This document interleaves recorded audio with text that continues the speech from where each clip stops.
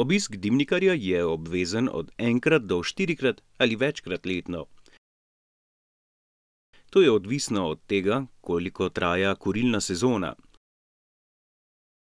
Pri klasičnem kurjenju s trdimi gorivi je čiščenje potrebno 4-krat v kurilni sezoni, pri biomasi 2-krat letno, pri tekočem plinastem gorivu pa 1-krat v kurilni sezoni, opozarjajo v sekciji dimnikarjev pri Obrtno-podjetniški zbornici Slovenije.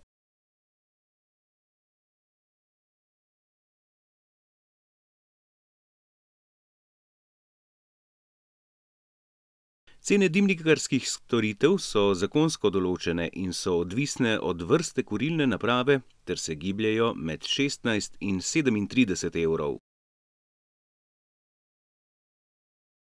O obisku dimnikarja dobimo obvestilo, na katerega se moramo odzvati. Če ga zavrnemo ali ne sprejmemo, nam izstavi račun za slabih 8 evrov.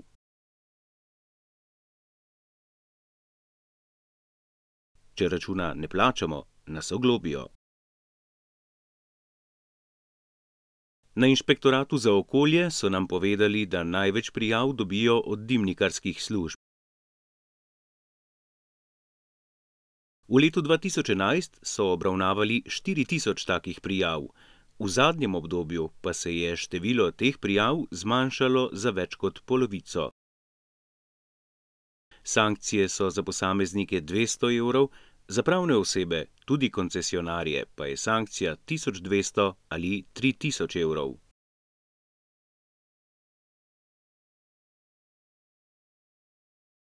Nezadovoljni potrošnik ima možnost podati predlog za odvzem koncesije. Zato je zelo pomembno, da dimnikarjevo delo ob obisku spremljamo in si zapisujemo, kaj dela. Le na ta način se lahko, če ugotovimo, da delo ni bilo opravljeno, pritožimo. Na ministrstvu zato svetujejo, naj bo uporabnik ob dimnikarju ves čas obiska, vse pripombe pa naj piše na delovni nalog.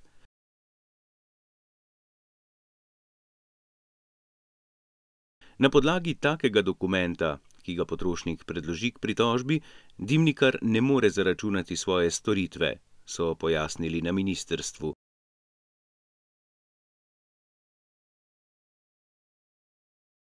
In kaj, če smo v času, ko k nam prispe obvestilo o obisku dimnikarja, odsotni?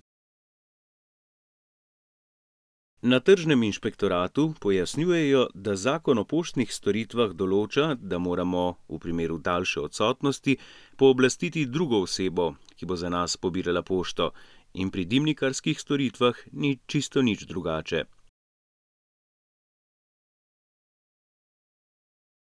Če smo torej dlje časa odsotni, moramo poskrbeti, da nas bo nekdo, ki ga pooblastimo za pregledovanje naše pošte, o obvestilu prihoda dimnikarja pravočasno obvestil.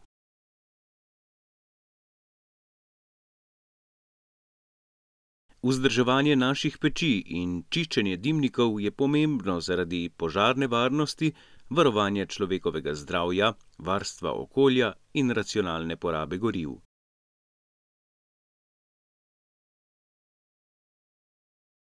V Sloveniji se na leto v povprečju zgodi 450 dimniških požarov, ki so posledica nepravilnosti pri obratovanju kurilnih naprav.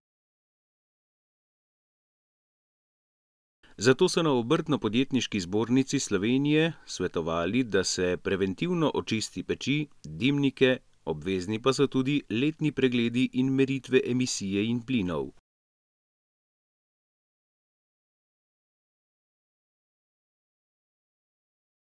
Pri nepravilnem delovanju naših ogrevalnih teles obstaja tudi nevarnost uhajanja monoksida.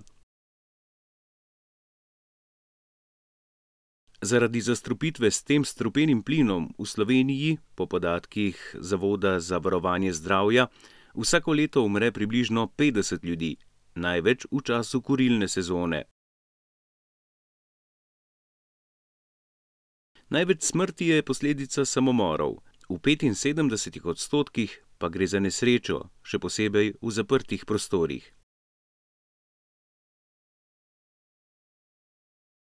Za preprečevanje zastrupitve z ogljikovim monoksidom dimnikarji svetujejo pregledovanje in vzdrževanje kurilnih naprav, dimnikov in redno prezračevanje prostorov.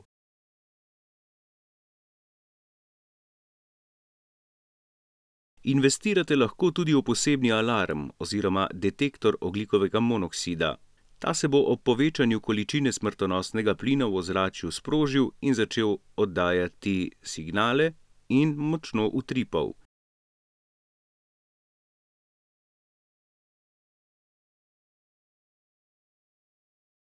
Če se alarm sproži, je pomembno, da takoj odprete vsa okna, ugasnete naprave in zapustite stanovanje.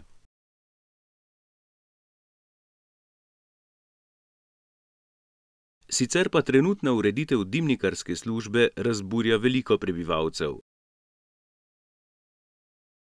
Zato so leta 2013 civilne iniciative zbrale okrog 12.000 podpisov za spremembo dimnikarske zakonodaje in o vsem skupaj obvestile tudi Bruselj. V tem času je tudi Računsko sodišče ministrstvu izdalo negativno mnenje o dimnikarski službi zaradi manjkajočih evidenc in strokovnih podlag za izvajanje storitev. Slovenija pa je z novelo zakona o varstvu okolja koncesije podaljšala do konca letošnjega leta, nato se ta sistem izteče. Zato je zdaj pravi čas in tudi priložnost za vse zainteresirane, da svoje pripombe podajo Ministrstvu za okolje in prostor.